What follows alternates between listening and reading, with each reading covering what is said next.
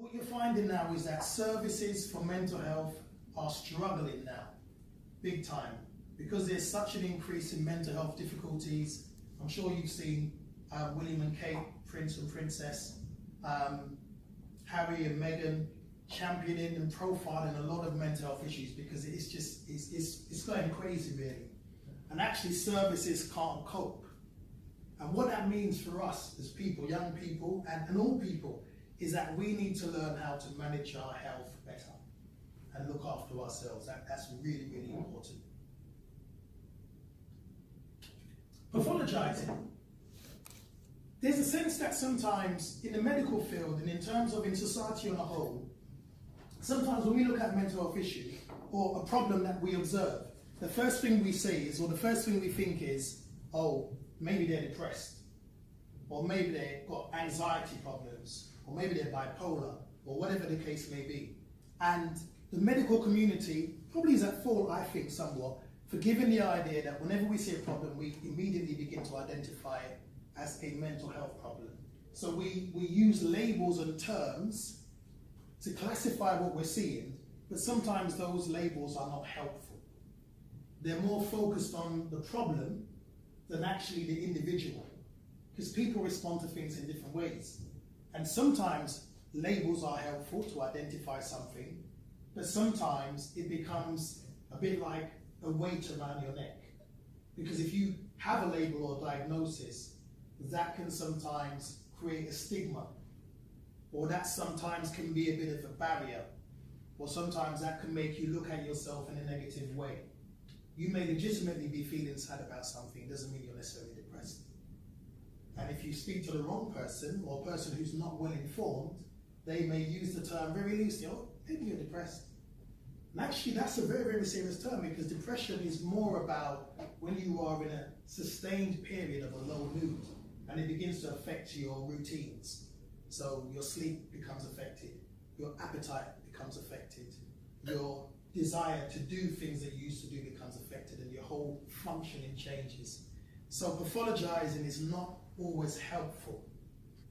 There's something about perception, and perception is the idea that somehow we don't have enough, or we need more, or we need to be like that person, or have what that person has, or whatever the case may be. And a lot of times, if you think about social media, if you think about the perfect lifestyles that we see, maybe on Instagram, maybe on, I don't know, Facebook, wherever else, it's very easy to see what somebody has or how they project themselves or present themselves and think, wow, I need to have that. I need to do that. I need to become that. And it's a perception that's created concerning what happiness actually is. So let's think about that for a minute. What happiness might be as a protective measure against mental health issues, and what it probably is. There's a misconception, primarily media-based in my opinion, and I'm open to differences of opinion, but I think it's very much media-based in terms of what happiness is and what it should be and what it should look like. And the images are supposed to tell a little bit of a picture, a little bit of a story. So happiness is supposed to be materialistic. The more you get, the happier you are. If you're rich and famous, if you win the lottery, you know, you'll be spraying champagne and throwing money up in the air, living a good life, packing the job, whatever else comes with that. You'll be rich and maybe famous if you want it. So it's materialistic, it's ecstatic, and it's circumstantial. It's based on your circumstances, based on what you have. So if you don't have much or you don't have nothing, then you're not going to be happy.